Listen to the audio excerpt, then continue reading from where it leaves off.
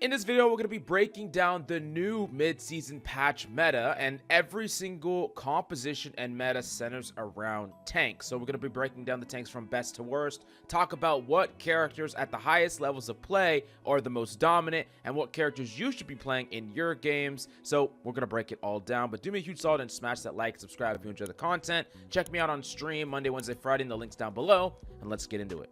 Now, the first character that we got to talk about is Zarya, and Zarya just received quite a hefty buff. With that 10 seconds from 11 seconds change, Zarya is just pound for pound better than she was before because both of her bubbles have less cooldown. And with the charge retention rate change a couple of patches ago, Zarya is just looking better and better. And right now, I think especially if you're playing Zarya up against a lot of brawl characters, she can be fantastic. And she's really strong at actually deadlifting a lot of games potentially, while there are some tanks that do her job better. And if we compare it to her old self, she's way stronger than she was before, and a lot of her matchups, let's say a matchup with like Queen, Ramach, Arisa, even Rein, Zarya has a decent matchup against a lot of these characters. For both Doomfist and Hammond, she can have defensive bubbles that peel, and yeah, I just think that she's really good right now.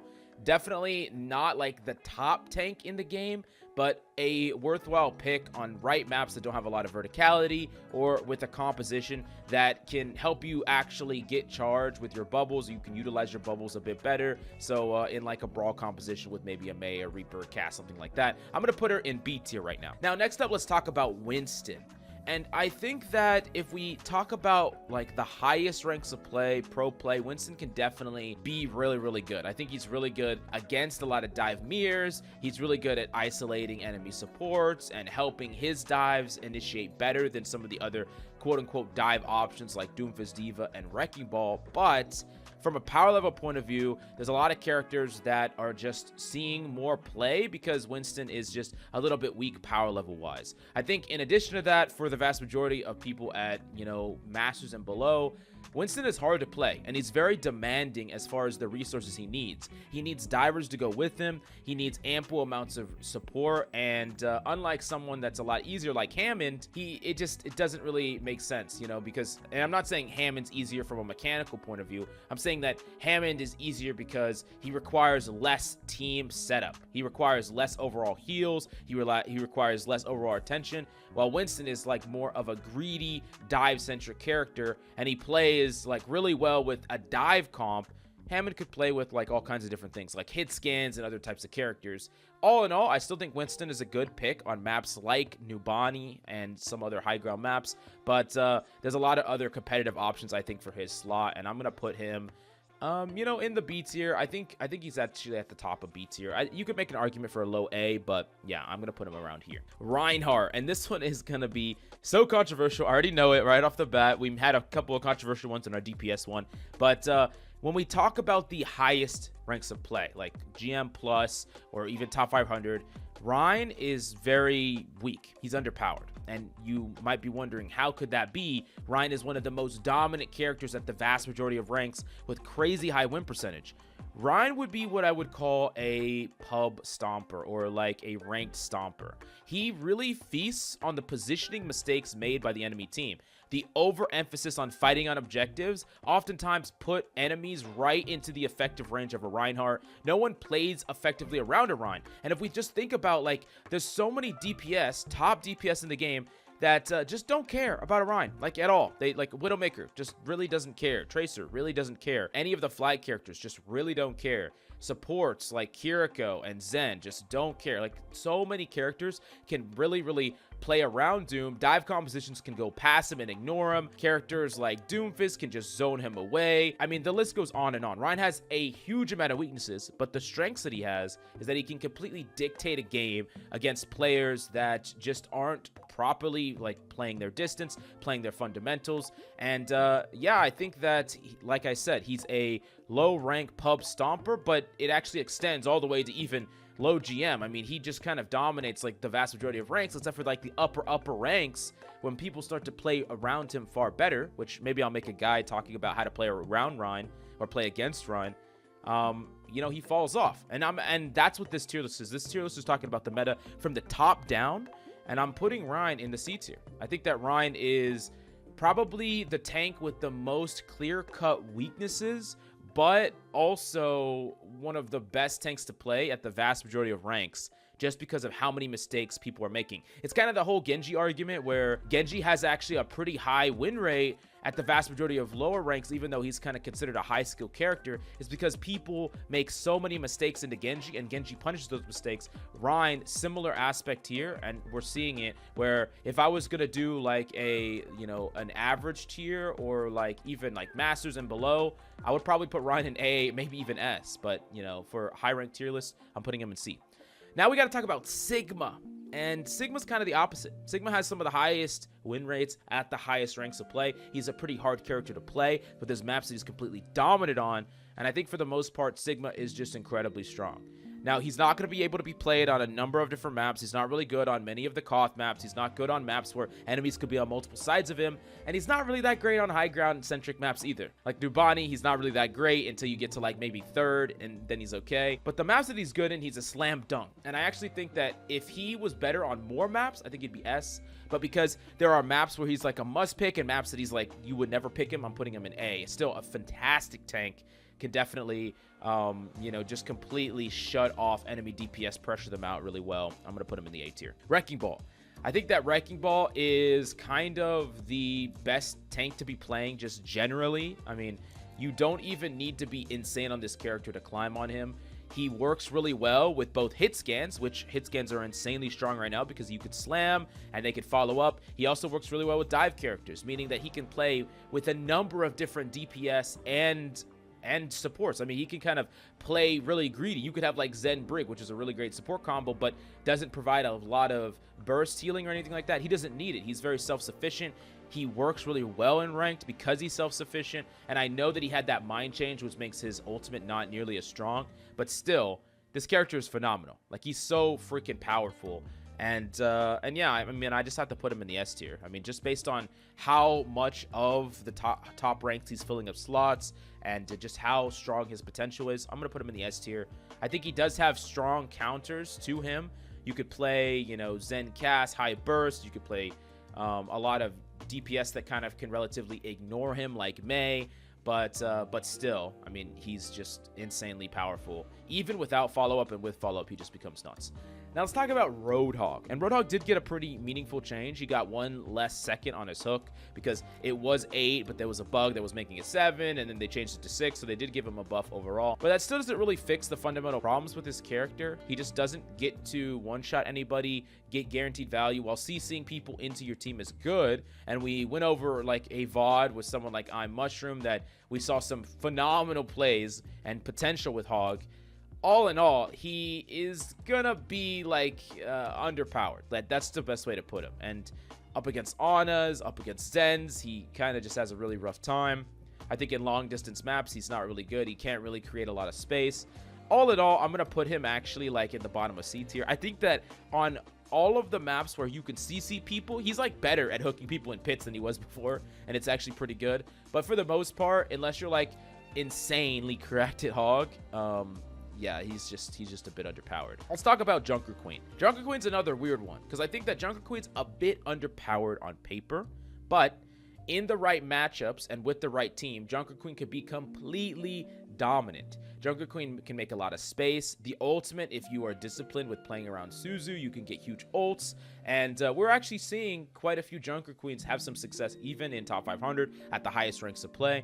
And yeah, I think that Junker Queen does have some legitimate counters and is one of the most fragile of the tanks, but has a lot of carry potential, and I think it's a good tank to have as a character that you fill to when your like primary tanks don't really line up with like what, you know, your team is playing. She's gonna definitely pair best with Brawl, so like Lucio, maybe Kiriko or Moira, maybe Cassidy. I mean, you're not going to see as much Moira at the highest ranks of play, but for like a designated Brawl, it's actually okay. Reaper, characters like this are actually really good, and there's some maps that Brawl is favored, especially like some maps like University on Koth and things like that. All in all, I'm actually going to put Junker Queen like probably here, I think. I'm going to put her here. Maybe there's an argument that it should be like this. is probably what it should be. Probably this, maybe. I think Rein is probably a bit better overall. I think you can definitely play at a higher ceiling with Junker Queen, but it's pretty close. Rein's at the highest ranks of play. When you do see them, they are really, really tricky with the way that they engage and how they play around cover and things like that. I'm gonna line it up like this. I think this is probably fair. Now let's talk about Diva. Diva is great, like really, really great. She's been eating up more and more top 500 spots as we kind of move along. And one of the reasons that Diva is actually so good is that Diva just has good matchups with a lot of tanks. I mean, exclude Zarya, but she can play around like the vast majority of tanks in the game, either playing to her strengths, peeling and protecting her teammates, or looking for key weaknesses and opportunities, like situations where you could take the high ground. A common Diva strategy would be like pushing an objective, pushing a payload, forcing the enemy brawl tank, let's say a brawl or even a poke tank, maybe it's a Sigma, maybe it's a Rein, whatever tank it is, maybe it's a Ramach, they come to the low ground and then Diva just flies up to the height. They never actually directly fight, and Diva's not going to take a fight unless she's advantaged in that fight. You're really, really good against fly characters, you're good at contesting hit scans, you can play with dive characters, you can peel. And yeah, I mean, all in all, like Diva's kind of like the all-in package. I think that people are really sleeping on Diva, but Diva is like one of the best catch-all tanks that you can possibly play.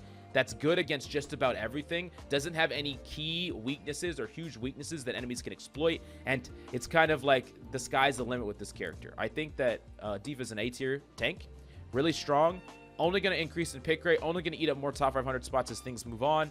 And yeah, Diva's amazing. Doomfist. Doomfist is kind of just, you know, one of the best characters to play that counters a lot of the top characters in the game. Doomfist basically doesn't have like any truly bad matchups right now. I mean, he really isn't that great against the Zarya, because Zarya can defensively bubble, but outside of that, you can like forever zone away a Rein, and if the enemies stack, you can power punch chain them all. You can really like zone away Divas. Winston's try to jump to the high ground, you can boop them off. Balls, you can basically, when they go in for slams, you can interrupt the slam completely and deny it. And you can go proactive, so you can play both peel and aggressive. I think on some maps, like Sigma maps, it's really hard to play Doom because, you know, he can just outrange you and just kind of whittle you down. But, like, good Dooms can make him work in this meta. And because there is enough diversity in the characters that are being played, Doomfist can play with the dive. He could play someone that's disruptive. So instead of trying to go for picks, and he would go for picks against, like, high damage compositions, like with Cass and Zed or something like that, up against comps that are trying to be, you know, more divey. Let's say it's a Wrecking Ball and a Tracer, or characters like that that are trying to dive your backline. You can play really peel-oriented, where you just disrupt the enemy team, generate a ton of shields, never die, because you're just constantly disrupting over and over again, being this constant annoyance and messing up the enemy's plays. I think that because of that versatility, and especially when we talk about the highest tiers to play, where Doomfist mains become better and better, I think he's amazing. I mean, right now, I'm sitting at GM2, primarily playing Doom, and I don't even think I'm that good of a Doom. I really don't think I'm good at Doom at all. But I'm kind of shredding right now, and I think he's really great. I actually think that he is really underrated, and of course, most Doom mains won't admit that he's actually good in this meta, because every Doom main wants him to be buffed, myself included. But the reality of the situation is, in the right hands, he's actually pretty good right now. Let's talk about Ramach. Ramach's in a weird spot, because I think that Ramach is good, but not great. Like, there are some comps that Ramach plays pretty well with, but especially when we get higher in rank, higher tiers of play, Ramach has some pretty bad situations where the dive matchups feel really, really weird. You don't really have any easy set CC to stop a dive. Like, sure, you have your slow that sucks people down, but it's not going to be that consistent and reliable at like stopping a Wrecking Ball, stopping a Doom, stopping a Diva. When it comes to long distance poke maps, you know, maps that are heavy sniper maps, a good Sigma will never engage you when you want to engage him. And if you play from range, Sigma wins. He has an advantage in the poke.